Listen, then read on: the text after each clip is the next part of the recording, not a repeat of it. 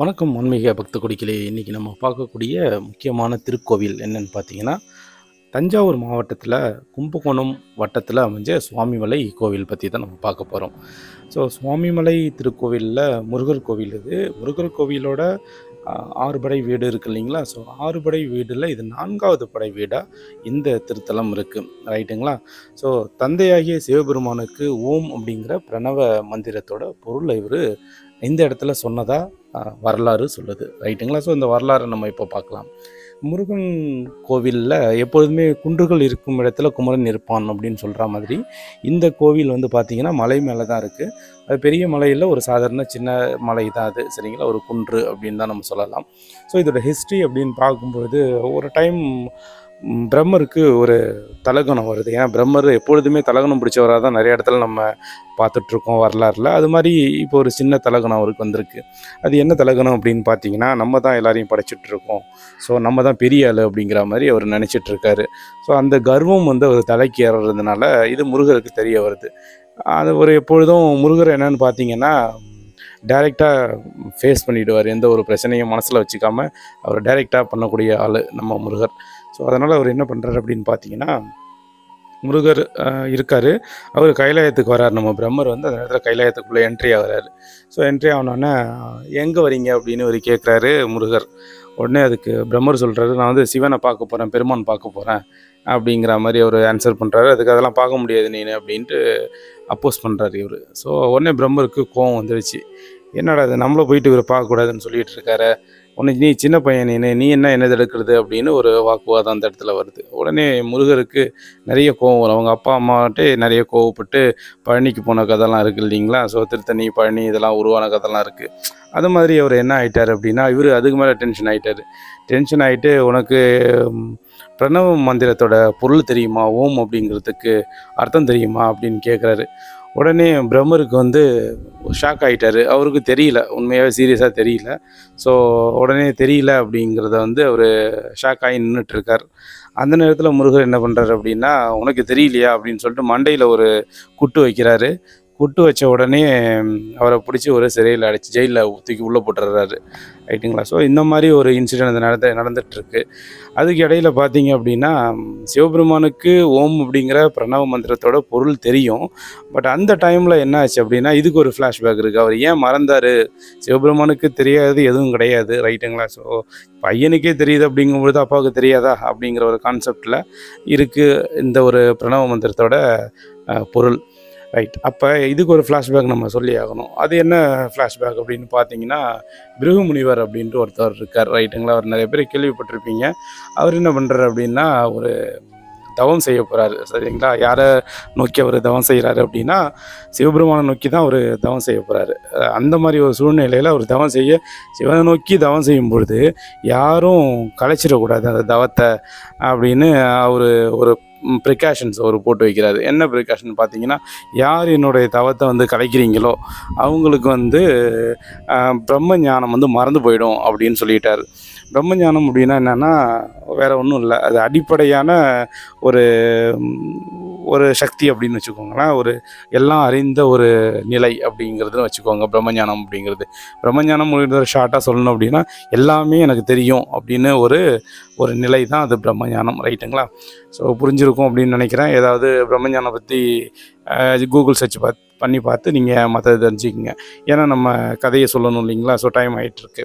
So இப்போ என்ன பண்ணார் அப்படின்னா, தவத்துக்கு உட்காரும் பொழுது சிவபெருமானை நோக்கி தவம் செய்கிறாரு. அப்போ செய்கிறதுக்கு முன்னாடி யார் என்னுடைய தவத்தை கலைக்கிறாங்களோ அவங்களுக்கு பிரம்ம ஞானம் வந்து மறந்துடணும் அப்படின்னு சொல்கிறாரு. பட் இப்போ ஒரு விஷயத்தை யோசிச்சு பாருங்கள், இவர் தவம் எடுக்கிறாரு, சிவபெருமான் தான் வரணும். இப்போ சிவபெருமான் வந்தார்னா என்ன ஆகும் அப்படின்னா, அவர் தான் என்ன செய்யணும்னா அந்த தவத்தை வந்து கலைக்கணும், சரிங்களா? ஸோ கலைக்கிறவங்க மறந்துடும் அப்படிங்கிறது வந்து இவருடைய சாபம், ரைட்டுங்களா? ஸோ அந்த மாதிரி சூழ்நிலையில் இவர் வந்து சிவன் நோக்கி தவம் செஞ்சிட்ருக்கார்.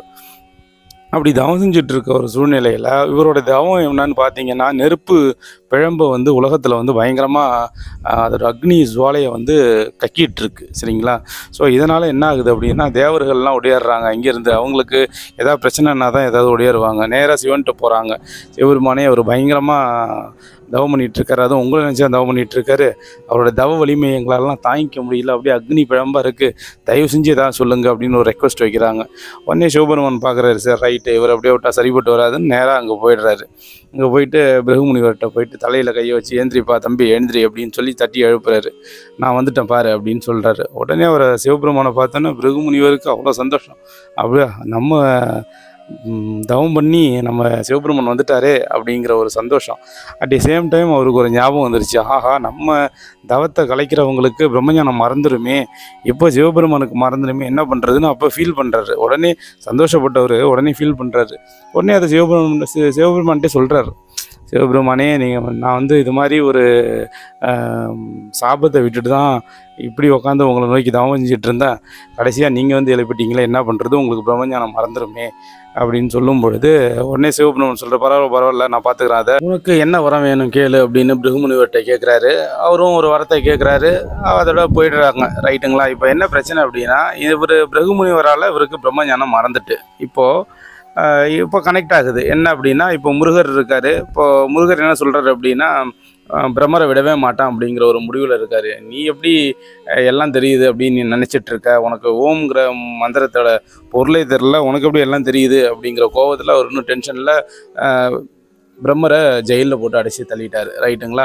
ஸோ இப்போ படைப்பு தொழில் வேறு பாதிக்கப்படுது. படைப்பு தொழில் பாதிக்கப்படுது அப்படிங்கும்பொழுது என்ன ஆகுதுன்னா, நம்ம திரும்பவும் எல்லோரும் தேவர்கள்லாம் போயிட்டு சிவபெருமான்கிட்ட முறையிடுறாங்க. இங்கே பாருங்கள் ஐயா, இது மாதிரி உங்கள் பையன் போட்டு அவரை அடைச்சி வச்சுட்டாரு, அதனால் படைப்பு தொழில் வந்து பாதிக்கப்பட்டுட்டு ஏதாவது நீங்கள் செய்யுங்க அப்படின்னு சொல்கிறாங்க. உடனே சிவபெருமானும் என்ன பண்ணுறாரு, ஏதாவது பண்ணி ஆகணுமே அப்படின்னு பார்க்கும்பொழுது நேராக நம்ம பையன் தான், நம்ம போய் பேசி தீர்த்துறோம் அப்படின்னு சொல்லிட்டு அவர் பாட்டுக்கு போகிறாரு. அவர் போயிட்டு முருகட்டடே தம்பிங்க வா, அப்படி உனக்கு என்ன பிரச்சனை, ஏன் அவரை போட்டு மூடி வச்சுருக்கு, அப்படி திறந்து விடு, இப்போ பிறப்பு தொழிலெலாம் ரொம்ப பாதிக்கப்படுது அப்படின்ட்டு அவர் சொல்கிறாரு தான் பையன்கிட்ட, அதாவது முருகன்கிட்ட சொல்கிறார். சிவபெருமான் முருகன்கிட்ட சொல்கிறார். ரைட்டுங்களா? உடனே பார்த்தாரு இவர், முருகர் பார்க்குறாரு. அப்படி இவருக்கு தான் பிரம்ம மந்திரத்தோட பிரணவ மந்திரத்தோட அர்த்தம் தெரியலையே, இவர் எப்படி நான் விடுறது அப்படின்னு வாக்குவாதம் 2 பேருக்கும், அப்பாவுக்கும் பையனுக்கும் நடந்துகிட்ருக்கு. அப்போ முருகர் கேட்குறாரு, இவ்வளோ பெருசாக பேசுறியே, உனக்கு தெரியுமா அப்படின்னு கேட்குறாரு. உடனே அவர் யோசிக்கிறாரு. ஏன்னா அவருக்கு தெரியாது, பிரம்மஞானம் அவருக்கு மறந்து போயிடுச்சு. இப்போது அவருக்கு தெரியாத சூழ்நிலை, எனக்கும் தெரியல தம்பி, என்ன பண்ணுறதுன்னு தெரியலையே அப்படின்னு கேட்குறாரு. அப்படியா, ரைட், ஓகே, இப்போ என்ன பண்ணணும் அப்படிங்கிறத வந்து முருகர் கேட்குறாரு சிவன்கிட்ட. ஒன்றும் இல்லை, இந்த படிக்கிற தொழில் எல்லாமே நின்றுடுச்சான், அதனால் எல்லாம் புலம்பிட்டு இருக்கானுங்க, இவரை வந்து ரிலீஸ் பண்ணி விட்டுரு, அவர் ரிலீஸ் ஆனால் தான் அங்கே படைக்கிற தொழில் வந்து ஆரம்பமாகும், நான் உங்ககிட்ட நான் கேட்டு தெரிஞ்சுக்கிறேன் எதுவாக இருந்தாலும் அப்படின்னு சொன்ன உடனே முருகர் சொல்கிறாரு, நீ பெரிய ஆளெல்லாம் என்கிட்ட வர முடியாது, நீ கேட்டால் நான் சொல்லிடணுமா அப்படிங்கிற மாதிரி அவர் சொல்லிவிட்டு, நீ சிஷ்யனா என்கிட்ட வா, நான் குருவாக இருக்கிறேன், என்கிட்டேருந்து நீ வந்து ப்ராப்பராக, அந்த காலத்துலலாம் பார்த்தீங்கன்னா ஒரு குரு ஒரு விஷயத்தை வந்து குரு சிஷ்யன்ட்டு சொல்லும் பொழுது அதுக்கான ஒரு ப்ரொசீஜர் ஒன்று இருக்கும். ஸோ அந்த ப்ரொசீஜர் படியே வர சொல்கிறாரு. ரைட், நீ அப்போ நான் இருந்தால் கூட நான் ஏற்றுக்க முடியாது, நீ யாராக நடந்துட்டு போ, இப்போதைக்கு நான் வந்து குருவாக இருக்கணும், நீ சிஷ்யனாக இருக்கணும், அந்த மாதிரி வரியா அப்படின்னு கேட்குறாரு. உடனே சிவபெருமானும் வேறு வழி இல்லை, அவருக்கு தெரியல இல்லைங்களா, தெரியும் பட் மறந்துடுச்சு. அவர் உடனே சரி ரைட் நான் வரேன் அப்படின்னு சொல்லிடுறாரு. உடனே அவர் ரிலீஸ் பண்ணி வெளில அனுப்பிடுறாங்க பிரம்மரை. இப்போது அவருக்கு சொல்லிக் கொடுக்க போகிறார். அவர் சொல்லும் பொழுது எப்படி வரணும் அப்படின்னா, எப்போதும் உங்களுக்கு பிரம்மரை பற்றி, அவர் சிவனை பற்றி உங்களுக்கு தெரியும். அவர் மேலே கங்கை வச்சுருப்பார், அப்புறம் முடி, சடாமுடி, கையில் உடுக்கை, இந்த மாதிரி நிறைய ஐட்டம்லாம் வச்சுருப்பார். அதெல்லாம் ஒவ்வொரு இடத்துலையும் விட்டுட்டு வரணும். அதுக்கு வந்து ஒரு கதை இருக்குது, அதுவும் ஒரு ஃப்ளாஷ்பேக் இருக்குது, அதை நான் சொல்கிறேன். ரைட்டுங்களா? ஸோ எல்லாத்தையும் விட்டுட்டு வராரு. வந்து நின்று பிரணவத்தோட மந்திரத்தோட பொருளை சொல்லு அப்படின்னு சொல்கிறாரு. சரி ரைட்டு, கீழே உட்காரு தம்பி அப்படின்னு சொல்லிட்டு இவர் மேலே உட்காந்துட்டு அவரை கீழே உட்கார வைக்கிறாரு. அதனால் சிவகுருநாதன் அப்படின்னு சொல்லி ஒரு பேர் இருக்குது அவருக்கு. இந்த கோவிலில் அவருக்கு பேர் வந்து தகப்பன் சுவாமி, சிவகுருநாதன், 2 பேர். ரைட்டுங்களா? ஸோ இந்த கோவிலில் பார்த்தீங்கன்னா, அதாவது தகப்பனுக்கு ஒரு புத்தி சொல்கிற மாதிரி ஒரு சொல்லுவாங்க, ஆத்மா புத்தி நமாசி என்கிறது வேத வாக்கு அப்படின்னு சொல்கிறாங்க இல்லைங்களா? ஸோ அதனால் இந்த வேத வாக்குப்படி என்ன ஆகுது அப்படின்னா, இவர் வந்து ஒரு ஸ்டூடெண்ட் ஆகிறாரு, அவர் வந்து டீச்சராக மாறி சொல்கிறாரு. ஸோ அதனால தான் அவருக்கு பேர் வந்து சிவகுருநாதன் அப்படிங்கிற ஒரு பேரும், தகப்பன் சுவாமி அப்படிங்கிற ஒரு பேர், தகப்பனுக்கே புத்தி சொன்னதுனால தகப்பன் சுவாமி அப்படிங்கிற பேரும் வருது. ரைட்டுங்களா? ஸோ இதுதான் இந்த இடத்தோட ஹிஸ்ட்ரி. ஸோ அதனால் நீங்கள் என்ன பண்ணுங்கள் அப்படின்னா, இந்த வீடியோஸை பார்த்துட்ருக்க எல்லாருமே இந்த கோவிலுக்கு நீங்கள் வாங்க. இந்த கோவிலுக்கு வந்தீங்கன்னா நிறைய அற்புதங்கள் நிகழும். ஸோ இந்த கோவிலுக்கு வரவங்களுக்கு பிரார்த்தனை இனிமேல் திருமண வாழ்க்கை, குழந்தை வரம், குடும்ப ஐஸ்வர்யம், தீர்க்காயுள், கல்வி ஞானம், கேள்வி ஞானம், உயர்ந்த படிப்பு, வேலைவாய்ப்பு, உத்தியோகம், நிறைய வரிசலாக சொல்லிக்கிட்டே போகலாம். அது மட்டும் இல்லாமல் இந்த சுவாமிநாதனை வழிபடும்பொழுது முக்கியமாக சொல்லணுன்னா, இங்கே 2 விஷயத்தை இங்கே நம்ம சொல்லி ஆகணும். என்னென்னு பார்த்தீங்கன்னா, தேவர்கள் வரும்பொழுது ஐராவதங்கிற யானையை இங்கேயே விட்டுட்டு போயிடுவாங்க. இப்போதும் முருகருக்கு முன்னாடி யார் இருப்பா அப்படின்னா, வாகனம் யார் இருப்பான்னா மயில் இருப்பாங்க, ரைட்டுங்களா? ஸோ இந்த கோயிலில் மட்டும் பார்த்தீங்க அப்படின்னா ஐராவத யானையும் இருக்கும், சரிங்களா? அவருக்கு ஏற்ற மாதிரி மயில் இருக்கும், மயிலுக்கு முன்னாடி ஐராவத யானை இருக்கும். ஸோ ரொம்ப ரொம்ப பிரசித்தி பெற்ற இந்த கோவில்.